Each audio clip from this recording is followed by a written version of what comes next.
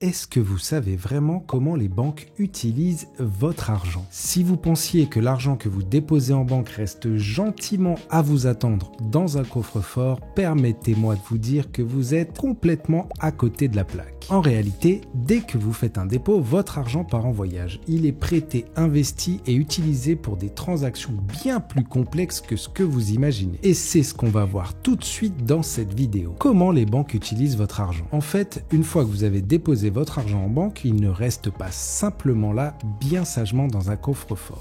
Non, il est activement utilisé par les banques pour générer des profits. On va voir en détail ce que les banques font de notre argent, pourquoi elles le font et surtout comment cela peut nous impacter, nous les clients.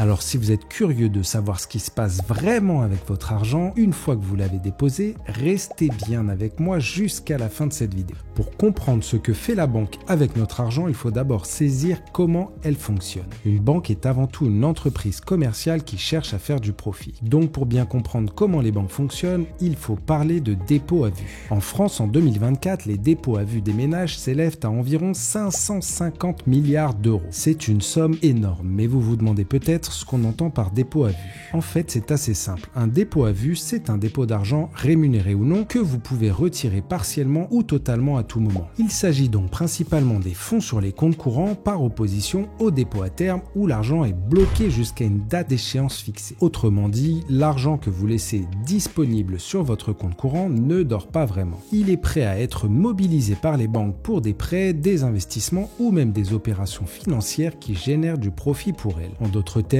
quand on dépose de l'argent, cet argent devient une sorte de prêt que nous faisons à la banque. Et oui, techniquement, elle ne garde pas tout simplement notre argent pour le ressortir à notre demande. Elle en utilise une grande partie pour financer ses activités. Et ce n'est pas tout. Selon la réglementation bancaire, une banque n'a même pas besoin de garder la totalité des fonds que ses clients déposent. On parle de réserve fractionnaire. En gros, elle doit garder un certain pourcentage, mais elle peut utiliser le reste pour investir. L'une des principales manières dont la banque utilise notre argent, c'est en octroyant des prêts. Que ce soit pour des crédits immobiliers, des prêts à la consommation ou des crédits aux entreprises, les banques utilisent notre argent pour prêter à d'autres. Imaginons que vous déposiez 1000 euros. La banque peut utiliser cet argent pour financer une partie du prêt immobilier d'un autre client. En échange, elle gagne des intérêts et c'est là que les banques font la majorité de leurs profits. Elles prêtent notre argent à un taux d'intérêt plus élevé que celui qu'elles nous proposent sur notre compte. Et c'est là que les banques font la majorité de leurs profits. Et ce système peut devenir encore plus complexe car la banque va parfois même revendre certains de ses prêts à d'autres institutions, créant ainsi une chaîne de transactions qui repose sur notre argent de départ. Mais les prêts ne sont pas le seul moyen pour la banque de générer des bénéfices avec notre argent. Elle va aussi l'investir sur les marchés financiers. En réalité, les banques sont des grandes actrices de la bourse et des marchés internationaux. Elles peuvent acheter des actions, des obligations ou d'autres produits financiers. Alors, pourquoi les banques investissent-elles ainsi? Eh bien, simplement parce que les rendements des marchés financiers sont souvent bien plus élevés que les intérêts que nous, clients, recevons. C'est un peu comme si elles utilisaient notre argent pour parier sur des actions, des fonds spéculatifs et parfois sur des devises. Ces investissements peuvent générer des bénéfices considérables, mais ils comportent aussi des risques. En cas de crise financière, les pertes peuvent être énormes et si la banque perd trop d'argent, il peut arriver que cela affecte indirectement les clients. On se rappelle tous de la crise des subprimes en 2008. D'accord, mais où passent les frais bancaires qu'on paye? Eh bien, sachez que les frais bancaires représentent une autre source de revenus pour les banques. En plus de l'argent qu'elles gagnent grâce aux prêts et aux investissements, elles tirent aussi des revenus de tous les petits frais que nous payons. Frais de tenue de compte, commission de découvert, frais d'incident, etc.,